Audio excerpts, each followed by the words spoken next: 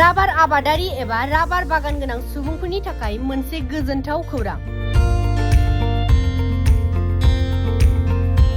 Seed कम्पानीनि हेफाजाबाव green enterprise नेचारेल राबार direct collection centre एबा राबार गुदामखौ दिनै सेसापानि दै गुसु बाजारनि साखाथियाव बेखेवबाय। रायजो राजाफोरनि सुबिदानि थाखाय गोम्बोरिखाटा पार्ट 1 नि सिङाव थानाय सेसापानि दै गुसु बाजारनि साखाथियाव राबार गुदामखौ दिनै बेखेवबाय। कक्राझार जिल्ला परबतजरा महकुमानि सिङाव थानाय गोम्बोरिखाटा पार्ट 1 सेसापानि दै गुसु बाजारनि साखाथियाव दिनै सीड कम्पानीनि हेफाजाबाव ग्रीन एन्टारप्राइजजों लोगो नांनानै परबतजरानि थागिबि फारियै त्रिबेन सांमा आरो अंकुर चन्द्र ब्रह्म लोगोसे सासांखा नार्जारी बिथांमोना लोगो नांनानै बे राबार गुदामखौ बेखेवो। मख'नो गोनांदि दिनैनि बे बेखेवनाय हाबाफारियाव फुंबिलि समाव ब्रह्म आहुति होनायनि गेजेरजों जागायो आरो हाबाफारिखौ परबतजरानि एसडिपिअ निरन्जन बरुवा बिथाङा गाहाय आलासि महरै बाहागो लानानै गोजा फिथा हानानै बे राबार गुदामखौ बेखेवनानै होयो। आरो दिनैनि बे हाबाफारियावनो बाहागो लाबावो मिरु दुलाराय बर' हारिमु आफादनि लेंथुमगिरि गसाइ खुंगुर ब्रह्म, सीड कम्पानीनि सोद्रोमा हिरक ज्योति दासजों लोगोसे परबतजरा हालामनि राबार आबादारि बिथांमोना बाहागो लादों। अंकुर चन्द्र ब्रह्म बिथाङा हाबाफारियाव बाहागो लानानै परबतजरा हालामनि रायजो राजाफोरा बे बारनिफ्राय गुबुन जायगाफोराव थांनानै फानालासिनो नैबे सेसापानि दै गुसु बाजारनि साखाथियाव जोंनि सीड कम्पानीनि हेफाजाबजों ग्रीन एन्टारप्राइज राबार गुदामाव मोजां बेसेनावनो गाव गावनि राबारफोरखौ फानफैनो हासिगोन होननानै फोरमायो। बयनिसिमबो गिबियाव बयनिसिमबो आंनि गोसो गोरबो सिंनिफ्राय अननाय सिबिनाय आरो खुलुमनायखौ जासिनाय जाबाय। सिबिनां रायजो राजा नोंथांमोन, जोंनि बे मंलाजरा ओनसोल काजिगाव ओनसोलनि गेजेराव थानाय सेसापानि बे फिसा हाथाइनि खाथियावनो जों मोनसे नेचारेल राबार कालेक्शन सेन्टार जों मोनसे खुलिदों।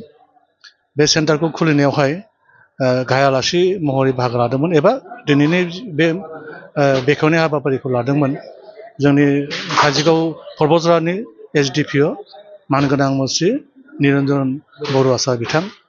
लोगोसेनो बे हाबाफारियाव नुजाथिदोंमोन जोंनि परबतजरा बर' हारिमु आफादनि आफादगिरि गसाइ खुंगुर ब्रह्म बिथां आरो पुरहित महरै बाहागो लादोंमोन गसाइगावनिफ्राय बिद्यासागर ब्रह्म बाबा फैदोंमोन। जतिन्द्र बसुमतारी जाय गुरुदेव कालचरन ब्रह्म ट्रास्टनि लोगो नेहाथारि बिथां दंमोन आरो जोंनि बे न'नि बिगोमा पियारि महन ब्रह्म बन्धु दंमोन आरो सिएटनि जानानै जसेफ जि बिथां, हिरक ज्योति बिथां आरो एबिन बिथांमोन दङ आरो जोंनि ग्रीन एन्टारप्राइज। दा सिएट आरो ग्रीन एन्टारप्राइज खौसे जानानै जों बेवहाय नेचारेल राबार कालेक्शन सेन्टार जों खुलिदों। आं मिजिंथिदों बे ओनसोलनि गासै राबार गायग्रा आबादारिफ्रा बेनिफिट जागोन। जेसेबां जोंनि ओनसोलाव थानाय राबारफोर दं, राबार खेथियकफोर दं, बिथांमोना नैबे जोंनि नेचारेल राबार सेन्टार एबा वेयार हाउसावनो होफैनानै मोनसे बेनिफिटखौ मोननो हागोन आरो। दा बेनिखायनो आं फोथायो निस्सय जोंनि ओनसोलनि राबार खेथियक बिथांमोना, राबारनि आबादारि बिथांमोना मुलाम्फा जागोन आरोखि। दिनैनिफ्रायनो जिहेतु बेवहाय माखासे रबार्टनि जिहेतु बिगोमा बिथांमोना रबार्टखौ फानफैजेनबाय नोंथांमोननि गुदामाव मा रोखोम? खुब बिथांमोनखौ जों गांसे आर'नाइजों बरायदों, गांफा गांफा आर'नाइजों बरायदों।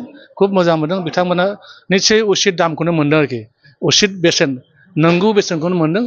गेजेराव बाहाय गेजेराव थादेरनाय गैया। गतिके डाइरेक्ट जे कम्पानि रेटखौनो बेखौनो होनाय जादों आरोखि। दा ओंखायनो आं सानो बेबायदिनो बयबो जेरै रबार्ट आबाद मावग्रा आबादारि बिथांमोना बेबायदिनो बयबो होफैयोब्ला बेनि मुलाम्फाखौ बयबो मोनगोन। दिनै जायफ्रा होफैदों बिथांमोनाबो उसित बेसेनखौ मोनदों। बेबायदिनो नेक्स्टआव फैबाय थानाय समफोराव जुदि बयबो होयोब्ला बेनि बे लाबारखौ मोनगोन आरोखि। दा सिगांनिफ्राय जों खोनादों, आंबो सासे राबार खेथियक आरोखि, आंबो सासे राबारनिनो आबादारि। सिगाङाव जों गवालपारायाव फानहरदोंमोन, बिनि उनावहाय बे क'क्राझार खाथि सराइखेलायाव फानहरदोंमोन माबानो रयेल्स मोनसे राबार सेन्टारावहाय। नाथाय दा बेबायदि एफा गोजानाव थांनाङालासे गारि भारायाबो सेभ जागोन, समायाबो सेभ जागोन। बेबायदि हिसाबै बे सेसापानियाव थानाय नैबे जायगायावनो जुदि होफैयोबा, बे राबार नेचारेल राबार सेन्टाराव जुदि होफैयोबा एकदम समायाबो खाथि माने समायाबो थांगानाय नङा आरो रांखौबो माने उसित दामखौ मोनगोन आरोखि।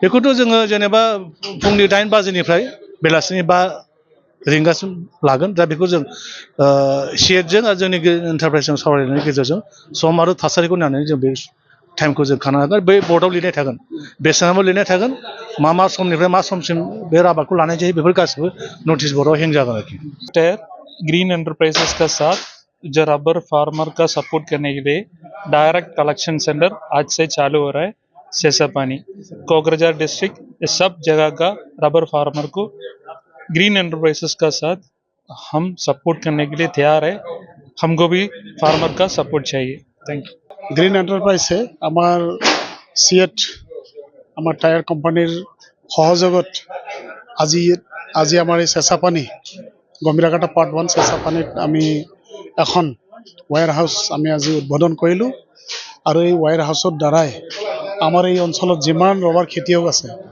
নিশ্চয় ভাল এটা মানে ইয়াত লাভালাভ হ'ব বুলি মই আশা কৰোঁ আৰু নিশ্চয় আজিৰ এই প্ৰগ্ৰামত আমাৰ যিবিলাক ৰাবাৰ ফাৰ্মাৰ্ছ আছে এখেতসকলে দলে বলে আহি পেলাই আমাক সহায় সহযোগিতা আগবঢ়াইছে তো তেনেকেই আমি গ্ৰীণ এণ্টাৰপ্ৰাইজ চিএট আৰু ৰাবাৰ ফাৰ্মাৰ্ছ আমি একত্ৰিত হৈ পেলাই আমি যাতে আমাৰ এই অঞ্চলখনক মানে আৰ্থিকভাৱে যাতে আমি আগবাঢ়ি লৈ যাব পাৰোঁ তাৰ কাৰণে আজি এই বডোচা নিউজ চেনেলৰ যোগেদি মই সকলো এই অঞ্চলৰ ৰাবাৰ খেতিয়কসকলক মই মানে আহ্বান জনাব বিচাৰিছোঁ যাতে আমি একত্ৰিত হৈ পেলাই মানে আৰ্থিকভাৱে যাতে মানে আমি আগবাঢ়ি যাব পাৰোঁ এইটোৱে মোৰ কামনা থাকিব এই জায়গাটোৰ নাম একচুৱেলি আমাৰ ৰেকৰ্ডত আছে গম্ভীৰাঘাটা পাৰ্ট 1 কিন্তু চেঁচাপানী বুলি আমি জানো চেঁচাপানী বাজাৰ গম্ভীৰাঘাটা পাৰ্ট 1 হয় ৰেকৰ্ডত ডেইলি আমি ৰাতিপুৱা 8টাৰ পৰা সন্ধিয়া 5টালৈ আমাৰ খোলা থাকিব আমাৰ ৰাবাৰ খেতিয়কসকলে ডাইৰেক্ট ইয়াত আহি পেলাই ৰাবাৰ বিক্ৰী কৰিব পাৰিব আৰু ইয়াত কোনো ধৰণৰ মানে ৰেটৰ সমস্যা নহ'ব যিখিনি মানে আমি ৰাবাৰ ফাৰ্মাৰ্ছসকলক মানে সহায় কৰিব পাৰোঁ আমি সহায় কৰিম আজিৰ যিটো প্ৰাইচ আমি মানে 25 to 30 ইয়াৰ মাজতে মানে ল'ম যি মানে ৰাবাৰৰ যিটো মানে কোৱালিটি হিচাপে ৰাবাৰ যিহেতু মানে RSS 4 RSS 5 লোড আপলোড তেনেকুৱা থাকে তো তেনেকেই মানে আমি মানে ৰাবাৰৰ কোৱালিটি হিচাপে প্ৰাইচটো দিম যদি কোৱালিটি ভাল হয় ভাল প্ৰাইচ পাব আৰু যদি কোৱালিটিটো অলপ মানে ল' কোৱালিটি হয় দামটো অলপ কমিব এইটো আমাৰ ফাৰ্মাৰ্ছসকলে সকলোৱে জানে এইটো सब लोग अच्छा लेके आए तो सबको अच्छा अच्छा लेके आएगा तो अच्छा प्राइस मिलेगा तो ऐसा है रबर का प्राइस